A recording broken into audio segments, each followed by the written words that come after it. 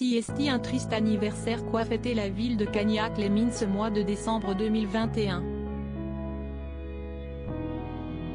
Cela fait désormais plus d'un an que Delphine Jubilard, infirmière de 33 ans, a disparu de son domicile, laissant derrière elle 2 jeunes enfants.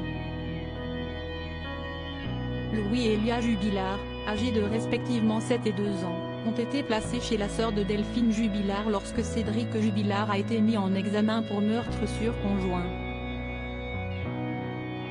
Ce dernier est en détention depuis le mois de juin 2021, et les 2 enfants Jubilard se retrouvent donc, depuis, privés de parents.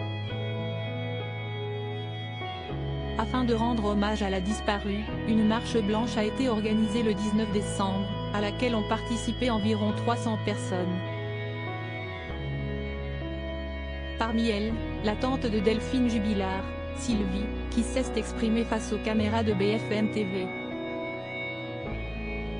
La tante de l'infirmière est revenue sur la tragédie que connaît sa famille et l'importance de la marche blanche.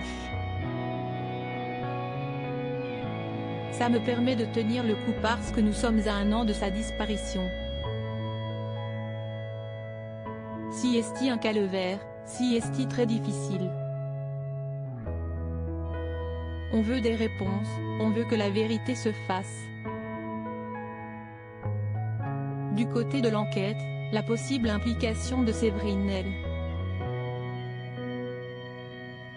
Nouvelle compagne de Cédric Jubilard, dans la dissimulation du corps de Delphine est une piste explorée par les enquêteurs, mais l'affaire n'a cependant connu aucune avancée majeure depuis un moment. Cela signifie que les enfants Jubilard restent, eux aussi, dans le flou le plus total. Une confusion qui brise le cœur de leur grande-tante. Sylvie, Delphine était le pilier de la famille. Il y a 2 enfants qui n'ont plus leur maman. Ils se sont couchés avec le bisou et le câlin de la maman, ils se lèvent le matin, et il n'y a plus rien. Louis et Elia Jubilard ne sont d'ailleurs pas les seuls concernés. Il y a des enfants, des adolescents, et c'est ça qui fait le plus mal. Delphine est d'abord une sœur, une cousine, elle a des petits cousins. Et puis il y a ses enfants. Il ne faut pas salir la mémoire, et puis dire des choses quand on ne sait pas. Il vaut mieux se taire, a expliqué Sylvie.